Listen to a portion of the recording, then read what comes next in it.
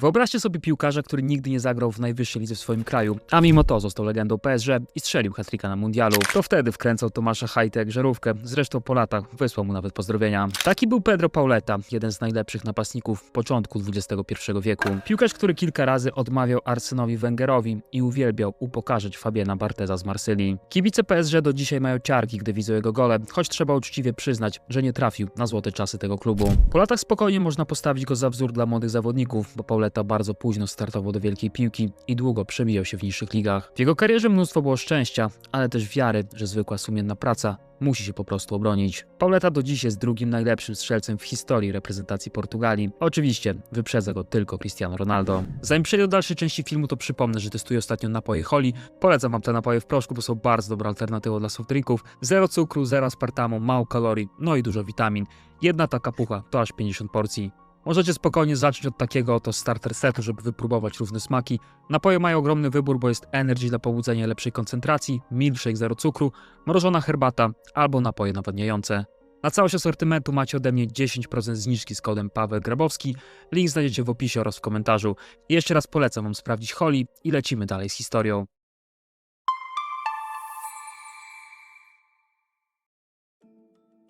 Ta opowieść zaczyna się w Ponta Delgada, czyli na Azorach, w centrum portugalskiego archipelagu wysp rzuconych na środek Oceanu Atlantyckiego.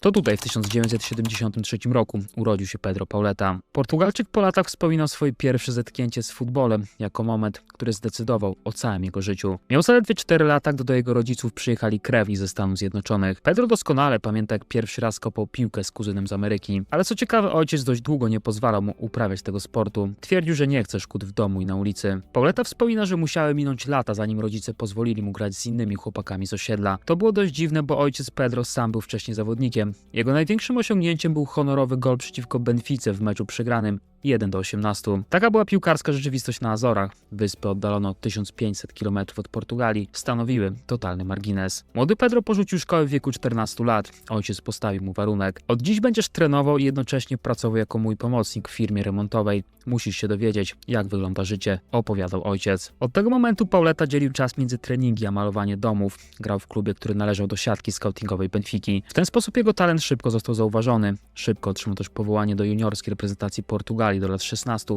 od Carlosa Queiroza. W międzyczasie Benfica zaprosiła go na 2-tygodniowe testy, ale dla młodego chłopaka z wyspy wyjazd do Lizbony był jak podróż na koniec świata. Dla mnie wyprawa do Lizbony była największą podróżą, jaką odbyłem w życiu. Wydawało mi się, że trafiłem na Marsa. Dzisiaj dzieciaki w wieku 12 lat mają już za sobą wizyty na paru kontynentach, ale wtedy było inaczej, opowiadał Pauleta. Po zaledwie 2 tygodniach wrócił na Azory. Wszyscy mówili mu, że zmarnował swoją jedyną szansę. Rok później, czyli w 1989 roku, Pauleta dostał kolejną możliwość, tym razem u FC Porto. Był starszy i bardziej doświadczony, tym razem nie płakał, nie prosił o powrót. Spędził w Porto rok i jak sam twierdził, mocno rozwinął się jako napastnik. Ale do pierwszej drużyny Smoków nie zdołał się przebić. W wieku 17 lat ponownie został piłkarzem trzecioligowej Santa Clary. Wydawało się, że sen o wielkiej karierze umarł. Pauleta zaczął łączyć grę w piłkę z pracą w firmie transportowej. Zarabiał około 1000 euro miesięcznie. Gdy miał 22 lata, czekało na niego kolejne wyzwanie. Został powołany do obowiązkowej służby wojskowej, grając wtedy w czwartoligowym Operário Lagoa. Wydawało się to już definitywny koniec piłkarskiej kariery. Pauleta wymyślił jednak desperacki plan. Zdobył fałszywe zdjęcie rentgenowskie płuc człowieka z astmą. Pokazał je wojskowej komisji lekarskiej, prosząc o zwolnienie ze służby. Plan wydawał się genialny, dopóki lekarz nie zapytał, jakiego inhalatora używa. Pauleta oczywiście nie miał pojęcia, co odpowiedzieć. Lekarze zaśmiali się i powiedzieli mu: jesteś zdrowy jak ryc, a gdyby to rzeczywiście było twoje zdjęcie, już dawno byłbyś martwy, wspominał Pauleta z rozbawieniem.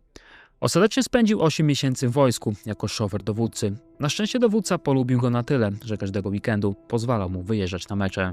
Po zwolnieniu z armii Pauleta trafił do kolejnego czwartoligowego klubu, tym razem do Angrense. Klub podwoił jego pensję i ściągnął wielu obiecujących zawodników. Celem był awans. Niestety po niespełna roku cały projekt upadł, a inwestorzy wyparowali. Pauleta zarabiał w tamtym momencie zaledwie 400 euro miesięcznie. Miał już prawie 22 lata i grał w kolejnym czwartoligowym klubie. Rzeczywistość była brutalna. Dzisiaj zawodnicy w tym wieku mają ponad 100 albo nawet 200 meczów w profesjonalnej piłce. Pauleta ewidentnie grząsł w miejscu. W tamtym momencie trudno było uwierzyć, że ta kariera ma jeszcze sens. Ale wtedy wydarzyło się coś niezwykłego. Pauleta spotykał się już z przyszłą żoną, choć jej rodzina średnio to akceptowała. Nie pozwalała mu nawet wchodzić do domu. Pedro śmiał się, że głównie musiał rozmawiać z dziewczyną przez okno jej pokoju. Pewnego dnia teściowa odebrała telefon od agenta piłkarskiego, który desperacko próbował skontaktować się z Pauletą. Agent wypatrzył go podczas któregoś z meczów, miał ofertę z drugoligowego Estorilu. Początkowo byłem wściekły i powiedziałem, że nie jestem zainteresowany, ale on dzwonił i dzwonił, opowiadał Pauleta. Wtedy teściowa powiedziała coś, co zmieniło jego życie na zawsze. Jeśli podpiszesz ten kontrakt, pozwolę ci poślubić moją córkę. Pauleta nie zastanawiał się długo. Pobrali się 8 lipca, a dzień później przeprowadzili się do Estoril.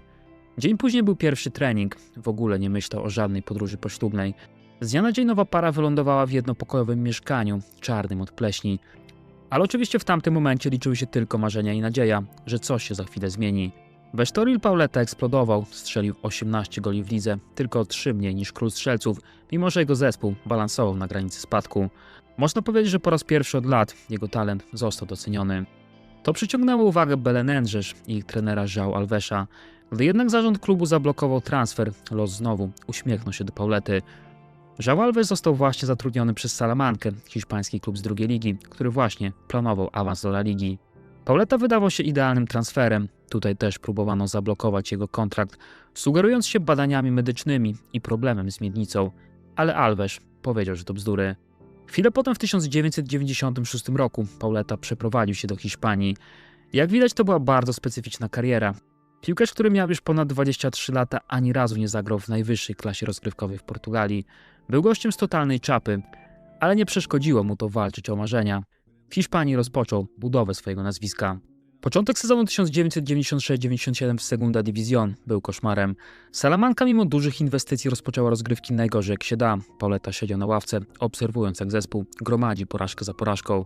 W końcu trener João Alves miał dość, dał szansę Paulecie mimo sprzeciwu zarządu. Rezultat był natychmiastowy, 2 gole i pierwsze zwycięstwo w sezonie. Zarysowała się pewna prawidłowość, kiedy Pauleta gra, to drużyna wygrywa. Od tego momentu Salamanca wpadła w trans, rozpoczęła fenomenalną serię 28 meczów z zaledwie 1 porażką, która trwała aż do końca sezonu. Skończyło się to sensacyjnym awansem, Pauleta w 24 meczach strzelił 19 goli. Został królem strzelców Segunda División i zdobył tytuł najlepszego piłkarza rozgrywek. Zarabiam mniej niż ktokolwiek w składzie, a to ja strzelam wszystkie gole, powiedział wściekły Pauleta, gdy w końcu zaczął mocniej walczyć o swoje. Wcześniej był uważany za jakiegoś tam dzikusa z wyspy. Gościa, który nigdy nie grał w poważną piłkę w Portugalii, więc niech cieszy się tym, co ma. Ale praca i umiejętności zmieniły jego status. Poza tym niezwykły sezon przyniósł Paulecie pierwsze powołanie do reprezentacji Portugalii. Jego renoma stopniowo rosła. Nagle chłopak z Azorów wystąpił w kadrze u boku Rui Coszty i Luisa Figo. Stał się pierwszym w historii zawodnikiem powołanym do kadry bez rozegrania ani jednego meczu w pierwszej lidze portugalskiej. Miał 24 lata. Większość ludzi zastanawiała się, gdzie był przez cały ten czas. Następny sezon przyniósł jedną z najbardziej legendarnych anegdot z kariery Paulety. Mimo że zarabiał dużo więcej niż pierwszy lepszy gość z ulicy, to wciąż jeździł starym Renault Clio. Ta skromność podobała się kibicom, ale żyjąc jednak wśród gwiazd futbolu, zaczął marzyć o czymś więcej. Gdy prezes klubu zapytał go pewnego dnia: „Mój drogi Pedro, czego pragniesz?”, napastnik odpowiedział, że chciałby nowe BMW. Prezes oczywiście nie takiej odpowiedzi się spodziewał, ale nie chciał psuć pozytywnego klimatu. Rzucił mu na odchodne: „Jak strzelisz 15 goli w La Lidze, to dam ci nowy samochód”. Ale sezon 97-98 był dla Salamanki dramatyczny. Do grudnia wygrali zaledwie 3 mecze. Z drugiej strony Pauleta w tej brędzy miał już na koncie 8 bramek. Praktycznie sam ratował klub przed spadkiem. Potem jednak się zaciął, a drużyna była coraz bliższa relegacji. Prezes był coraz bardziej nerwowy. Co się dzieje z Pauletą? Czy to przez ten samochód? Jeśli o to chodzi, to powiedzcie mu, że dam mu ten cholerny samochód. Co ciekawe, to uraziło dumę Portugalczyka. Poszedł do prezesa i powiedział stanowczo: „Nikt mi niczego nie da za darmo. Do końca sezonu zdobędę te 15 goli”. W tamtym momencie wydawało się to niemożliwe. Do końca pozostało 6 meczów. Brakowało mu 6 bramek, a grali m.in. z Walencją i Barceloną. Ale o dziwo Pauleta eksplodował, zaczął grać jak szalony. Gdy nadeszła ostatnia kolejka, Pauleta potrzebował dokładnie 2 goli, by osiągnąć magiczną liczbę 15. Niestety Salamanca musiała zagrać z Barceloną na Camp Nou. To był taki moment, który Pauleta zapamięta na zawsze. Punkt zwrotny. Potem nic, nie było już takie samo. Salamanca pokonała Barcelonę 4-1 na jej własnym stadionie. Pauleta 2 razy pokonał bramkarza Ruda Hespa. Trener Louis van Gaal stał w totalnym szoku. Oczywiście, gdy Pauleta wrócił do Salamanki, jego BMW już na niego czekało. Mam nadzieję, że teraz już to wiesz. Ten samochód został wywalczony, a nie podarowany, powiedział prezesowi. Po takich wyczynach oferty zaczęły spływać lawinowo. Porto, Benfica, Udinese, wszystkie chciały Pauletę. Portugalczyk rozważał przede wszystkim powrót do ojczyzny. Benfica mocno monitorowała jego sytuację, ale ostatecznie nie było ich stać na wykupienie napastnika. Przyszła też propozycja z Udinese. Musiałem sięgnąć do atlasu, bo nie wiedziałem, w jakim kraju leży to miasto. Okazało się, że we Włoszech. Od razu odmówiłem. Nie miałem zamiaru wyjeżdżać jeszcze dalej niż Hiszpania, wyznawał szczerze. Ostatecznie zdecydował się na Deportivo La Coruña, które zaproponowało mu nietypowy 7-letni kontrakt. To był klub, który właśnie budował potęgę w hiszpańskiej piłce. Latem 1998 roku w wieku 25 lat Pauleta przeniósł się do Deportivo za około 4 miliony euro. Galicyjski klub był w fazie budowania potęgi, walczył o najwyższe cele, a występy w europejskich pucharach były dla tej drużyny planem minimum. Dla Paulety był to ogromny skok jakościowy. To już nie była walka o utrzymanie jak w Salamance, ale gra o mistrzostwo Hiszpanii. W Deportivo trwała era Bebeto, Mauro Silva i Gelmini. Widziałem ten zespół i wiedziałem, że chcę tam grać. Tłumaczył później swój wybór. Pierwsze miesiące w Deportivo nie poszły po myśli Paulety. W sezonie 98-99 zdobył tylko 10 goli. Mówiono o nim jako o następcy Bebeto, ale rzeczywistość była trudniejsza. Problemy się nawarstwiały, kontuzja za kontuzją. Pauleta oczywiście pojawiał się w składzie, pokazywał błyski formy, ale nie potrafił jej utrzymać.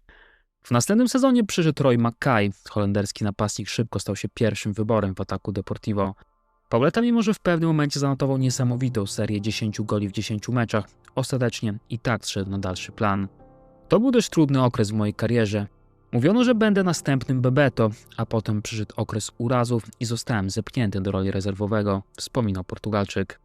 Sezon 1999-2000 zakończył się triumfem Deportivo. Klub po raz pierwszy w historii sięgnął po mistrzostwo Hiszpanii. Ponad 200 000 mieszkańców Galicji wyległo na ulicę, by świętować sensacyjny sukces. Dla Paulety ten triumf był jednak słodko-gorzki. Oczywiście cieszyłem się z mistrzostwa, ale żałowałem, że nie mogłem być bardziej zaangażowany w ten sukces, przyznawał potem Pedro. Miał już prawie 27 lat, dla większości piłkarzy to szczyt kariery. Pauleta tymczasem miał wrażenie, że wszystko co najlepsze już było. To Roy Mackay był gwiazdą, a Pedro stał z boku. Zaraz potem Portugalczyk podjął odważną decyzję, potrzebował regularnej gry, miejsca, gdzie będzie niekwestionowaną gwiazdą, gdzie znowu poczuje tę radość ze strzelania goli, która napędzała go w Salamance. Poprosił agenta o transfer. Nagle zamienił najlepszą drużynę Ligi Hiszpańskiej na 4. zespół Ligi Francuskiej. Wielu uznało ten ruch za desperacką próbę ratowania gasnącej kariery. Transfer kosztował Bordeaux około 8 milionów euro. Nikt wtedy nie przypuszczał, że to właśnie we Francji Pauleta osiągnie życiową formę i stanie się jednym z najlepszych napastników w Europie. Jego najlepsze lata dopiero nadchodziły. Historia Paulety w Bordeaux zaczęła się w absurdalny sposób. Kontrakt został podpisany na ostatnią chwilę. Dosłownie minuty przed zamknięciem okna transferowego we wrześniu 2000 roku. Sezon Ligue 1 toczył się od kilku tygodni. Przyleciałem do Francji w poniedziałek, we wtorek odbyłem pierwszy trening z zespołem, a w środę wyszedłem na mecz, wspominał Pauleta. Debiutował przeciwko FC Nantes, przeciwko aktualnemu mistrzowi Francji. Trener Elie Bob wystawił go w pierwszym składzie, tylko dlatego, że Pauleta na treningu strzelał jak szalony. Może to tylko piłkarz treningowy, zastanawiał się Bob. Następnego dnia Portugalczyk rozwiał wątpliwości. Pauleta wpakował Nantes hat-tricka na ich własnym stadionie.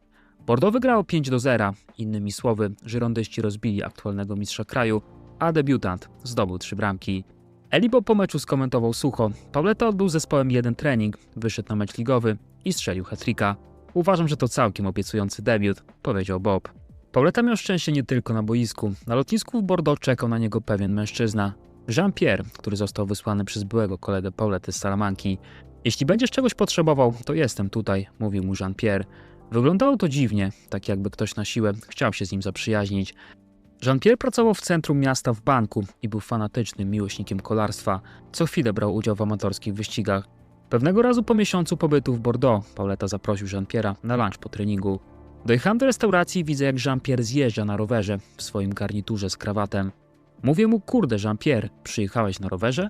On na to: tak, chociaż w Bordeaux nie jest łatwo jeździć. Zjedliśmy spokojnie lunch, a potem pytam go o drogę powrotną do domu. A on na to: nie martw się Pedro, jedź za mną.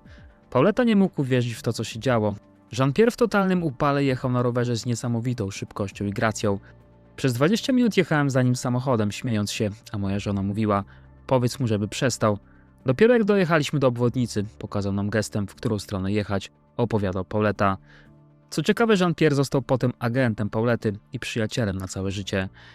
Integracja w Bordeaux przyszła łatwo z dwóch powodów. Pierwszym był oczywiście hat-trick w debiucie, to zawsze pomaga. Drugim był portugalski obrońca Bruno Basto. Poza tym w składzie Bordeaux grali wtedy wspaniali zawodnicy Marc Wilmots, Christophe Dugarry, Ulrich Ramé, Alexis Miertin, Eduardo Costa czy Wikasz Dorazon. Pauleta nie przypuszczał, że w tak solidnej paczce wkrótce stanie się najważniejszym piłkarzem drużyny. Po hat-tricku przeciwko Non przyszły kolejne wielkie występy. Kilka tygodni później Pauleta zdobył kolejnego hat-tricka w Pucharze UEFA, potem gola przeciwko Monaco i dublet przeciwko PSG.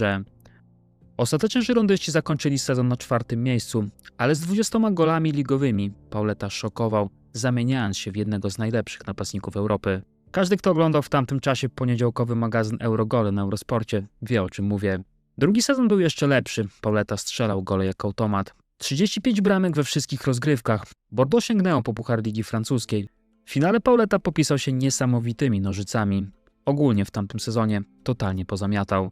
Król strzelców Ligue 1, piłkarz roku, napastnik roku, najlepszy obcokrajowiec ligi.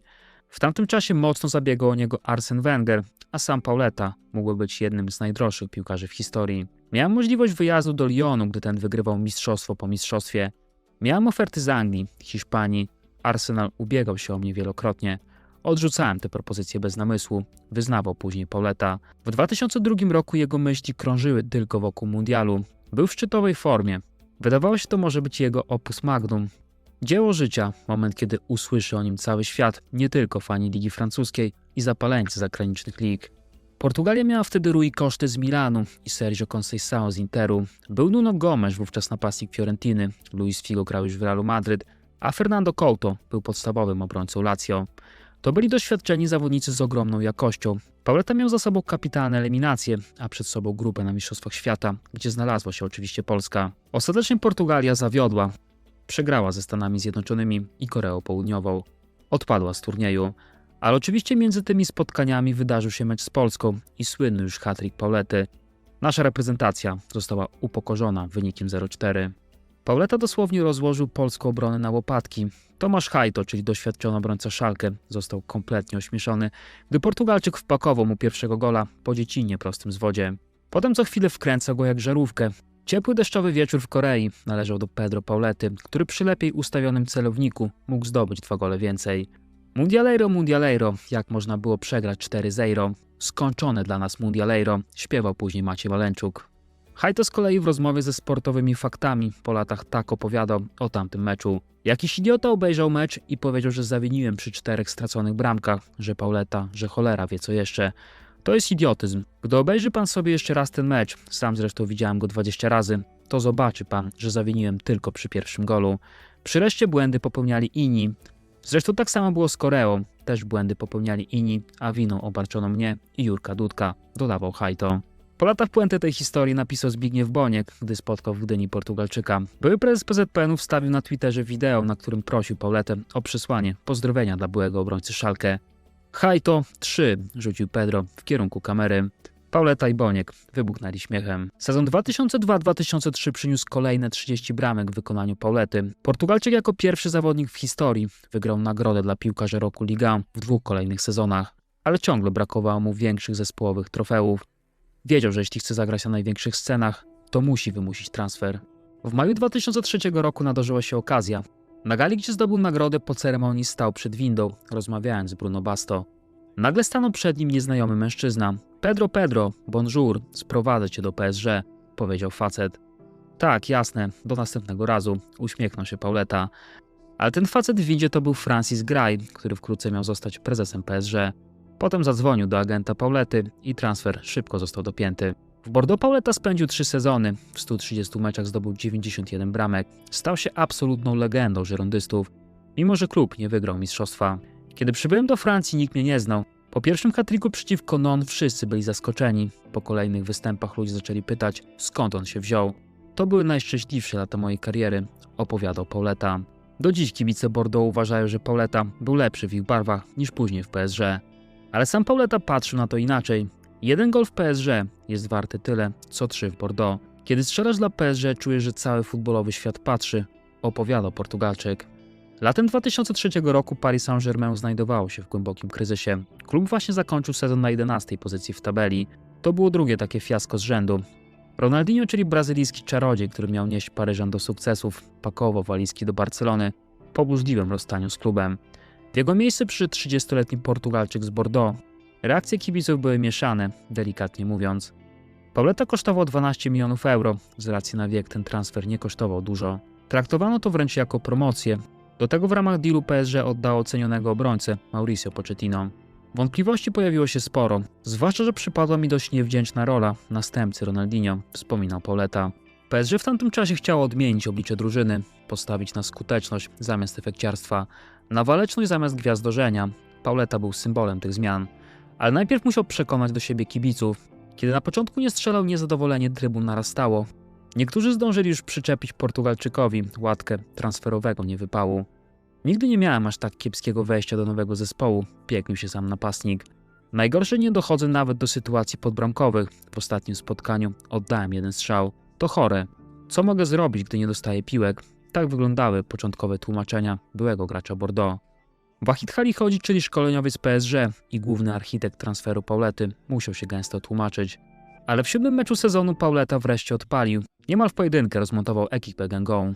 Najpierw wypracował asystę koledze, potem sam podwyższył rezultat na 2-0. Gdy piłka bezpiecznie zatrzepotała w siatce, portugalski napastnik odetchnął głęboko z ulgą i szeroko rozłożył ramiona, wykonując swoją firmową cieszynkę, imitację orła. Pauleta z czasem był coraz lepszy i lepszy. W sezonie 2003-2004 dostał nominację do Złotej Piłki. To był też znak, jak dużo marketingowo zyskujesz, gdy grasz w barwach PSG. W końcu przyszedł listopad 2004 roku. PSG miało za sobą katastrofalny start sezonu. Do Parku Książąt przyjeżdżał odwieczny rywal, czyli Olympique Marsylia, osierocony po odejściu Didiera Drogby do Chelsea, ale wciąż mający mnóstwo jakości. Po 20 minutach PSG grało w dziesiątkę. Sylvian Armand zdemolował rywala, sędzia nie miał wątpliwości i dał mu czerwoną kartkę. PSG zostało z 10 zawodnikami, sprawa wyglądała fatalnie, ale zaraz potem do piłki dopadł Pauleta, strzelił gola na 1-0. To był majstersztyk, strzał z dystansu z wielką techniką. Potem pomógł objąć prowadzenie na 2-1. PSG wygrało pomimo gry w osłabieniu przez większość część meczu. Pauleta został bohaterem. To był moment, gdy ewidentnie odżył. Miał już wtedy za sobą trudne Euro 2004, kolejne rozczarowanie w kadrze. Euro 2004 to mój największy żal, wyznał lata później w wywiadzie. Tej samej nocy po finale dotarłem do hotelu i płakałem jak dziecko. Graliśmy u siebie, mieliśmy niesamowity zespół i przegraliśmy z Grecją, opowiadał Pauleta. To, czego kibice nie wiedzą, to że Pauleta grał przez cały turniej z poważną kontuzją, grał na blokadach, ujawnił to dopiero po latach. Kolejne 2 sezony były koszmarem dla PSG jako drużyny, ale Pauleta wciąż błyszczał indywidualnie. W tym samym czasie Pedro zapisał złotą kartę w Portugalii 12 października 2005 roku. W meczu z Łotwą pobił rekord Eusebio, zostając najlepszym strzelcem w historii. Dopiero po latach ten rekord pobił oczywiście Cristiano Ronaldo. Ciekawostką jest to, że Eusebio zadzwonił do niego po meczu, by pogratulować osiągnięcia. On to samo zrobił, kiedy jego rekord pobił Ronaldo. Śmiał się, że czuł zawód. Przez lata wydawało mu się, że nikt nie będzie tak dobry w Portugalii jak on. Zadzwoniłem wtedy do Cristiano z pretensjami, żartował Pauleta. To był najcenniejszy ze wszystkich moich rekordów, dodawał piłkarz. W PSG Pauleta był znakomity, ale trzeba wprost przyznać, że jego kariera przypadła na czasy kryzysu. To był moment przed wejściem kapitału z Kataru. W tamtej epoce PSG mogło na przykład rozegrać sparring z Legią, co dużo mówi o momencie, w jakim wówczas znajdował się ten klub. Sezon 2006-2007 był absolutnym surrealizmem. PSG zakończyło rozgrywki na 15 pozycji, balansując na granicy spadku. Mimo to Pauleta dalej był królem strzelców ligi. Rok później przyszedł ostatni sezon w jego karierze. Niestety zaczął się od konfliktu. Nowy trener Paul Le Guen postanowił odsunąć gracza, wykorzystując go tylko w meczach Pucharu Ligi. Byłem wściekły po tym wszystkim, co zrobiłem dla tego klubu. Traktują mnie jak rezerwowego, wspominał Pauleta. Ale oczywiście Portugalczyk miał ostatnie słowo. PSG dotarło do finału Pucharu Ligi. Pauleta strzelał w każdym meczu pucharowym. W finale pokonali Lens, zdobywając trofeum i kwalifikacje do Pucharu UEFA. To był mój sposób na pokazanie trenerowi, jak bardzo się pomylił, mówił Pauleta z satysfakcją. Ostatni mecz Paulety w Parku Książąt odbył się podczas finału Pucharu Francji w 2008 roku przeciwko Olympique'owi Lyon. PSG przegrało 0-1. Gdy Pauleta schodził z boiska po raz ostatni, cały stadion wstał. Tysiące ludzi śpiewały jego imię. Portugalczyk nie mógł powstrzymać łez. Padłem na murawę kompletnie zalany emocjami, opowiadał Pauleta. Wcześniej wielkimi brawami żegnał go też Parc des Princes. Park Książąt to najwspanialszy stadion, na jakim kiedykolwiek grałem. Kibice PSG to najlepsi kibice, z jakimi miałem do czynienia, opowiadał Portugalczyk. PSG oczywiście oferowała mu przedłużenie kontraktu o 2 lata, ale Pauleta odmówił. Chciałem wrócić na Azory, nie lubię zmian w życiu. Dokonywałem ich tylko wtedy, gdy zmuszała mnie sytuacja. Kilka miesięcy po zakończeniu kariery dostałem propozycję z Monako, bardzo korzystną finansowo. Odmówiłem. Związałem się z PSG jako ambasador klubu, nie chciałem zakładać innych barw, opowiadał Pauleta w 2010 roku. 3 lata po jego odejściu kibice PSG wybrali go najlepszym zawodnikiem w historii klubu. Wyprzedził Ronaldinho, George Weah, JJ Okoche i Nicolasa Anelkę. Jednym z powodów miłości kibiców PSG do Paulety była jego skuteczność w derbach z Olympique Marsylia, a szczególnie w starciach z jednym człowiekiem, mianowicie z Fabienem Barthezem. Pauleta upokarzał go jak Haite na mundialu. Barthez miał dość. Zawsze jak grał przeciwko Pedro, to ten jechał do spodu. Po latach zresztą Portugalczyk powiedział, że jego ulubiony gol w karierze to ten przeciwko Barthezowi, gdy w 2004 roku przelobował go z bardzo trudnego kąta. José Mourinho po latach powiedział, że jednym z zawodników, których nie trenował, a bardzo by chciał, był Pedro z Azorów. To było znakomite podsumowanie kariery tego napastnika. Gdy Pauleta zakończył karierę w 2008 roku, wrócił tam, gdzie wszystko się zaczęło, czyli na Azory. Kiedy skończyłem grać, wróciłem do domu. Mieszkałem na wyspach przez 3 czy 4 lata. Życie było spokojniejsze, wspominał Pauleta. Ciekawostką jest to, że z Azorów pochodzi też Nelly Furtado, słynna portugalska piosenkarka. Tutaj też urodził się ojciec aktora Toma Hanksa. Pauleta po karierze został ambasadorem Azorów, promując swoją rodzinną wyspę na całym świecie. Pracował też chwilę w portugalskiej federacji. Był też czas, że wrócił na chwilę do piłki w amatorskim klubie z Azorów. Zagrał 4 mecze w lokalnym turnieju. Historia była urocza, bo raz wszedł w przerwie, gdy jego drużyna przegrywała 0-3 i strzelił 6 goli. To było jak powrót do korzeni. Koło się zamknęło, opowiadał Pauleta. Dzisiaj mieszka w Lizbonie ze swoją żoną, z tą samą, z którą rozmawiał przez okno pokoju, gdy był bezrobotnym piłkarzem 4. ligi. Z tą samą, dla której podpisał kontrakt w Estoril, bo teściowa postawiła warunek. Pauleta wciąż regularnie wraca na Azory, gdzie jak sam przyznaje, rodzice zmuszają go do niedzielnych obiadów w domu, który ojciec wybudował własnymi rękami. Historia Pedro Paulety to opowieść o tym, że droga na szczyt nie zawsze prowadzi przez akademię wielkich klubów. Czasem zaczyna się od płaczu za mamą w Lizbonie, od malowania domów z ojcem, albo od służby wojskowej z fałszywym zdjęciem rentgenowskim. Czasem trzeba 15 lat wędrówki przez 4. ligę, by w wieku 27 lat eksplodować we Francji i stać się legendą. Pauleta nigdy nie zagrał w portugalskiej ekstraklasie, nigdy nie trenował go José Mourinho, nigdy też nie wygrał Ligi Mistrzów, a jednak do dziś ma status legendy w jednym z najbardziej prestiżowych klubów świata. Nie byłem najszybszy, nie byłem najsilniejszy, nie byłem najlepszy technicznie, przyznawał szczerze. Ale byłem inteligentny na boisku, zawsze na granicy spalonego, zawsze gotowy i zawsze z szacunkiem do klubu, kibiców i kolegów z drużyny, opowiadał Portugalczyk. Dzisiaj, gdy młody fan piłki z Portugalii myśli o wielkiej karierze, nie musi patrzeć tylko na Cristiano Ronaldo czy Luisa Figo. Może spojrzeć na Pauletę i pomyśleć, jeśli ten chłopak z Azorów mógł zostać królem Paryża, to ja też mogę. Orzeł z Azorów niewątpliwie do dziś pozostaje inspiracją dla milionów. Dziękuję za wysłuchanie tej historii do końca. Jeśli spodobało wam się to wideo, to zostawcie proszę łapkę w górę, ewentualnie komentarz taktyczny. Dziękuję wszystkim za zaangażowanie, dziękuję też drużynie patronów, którzy zdecydowali się dołożyć cegiełkę do rozwoju tego kanału. Pozdrawiam i do usłyszenia.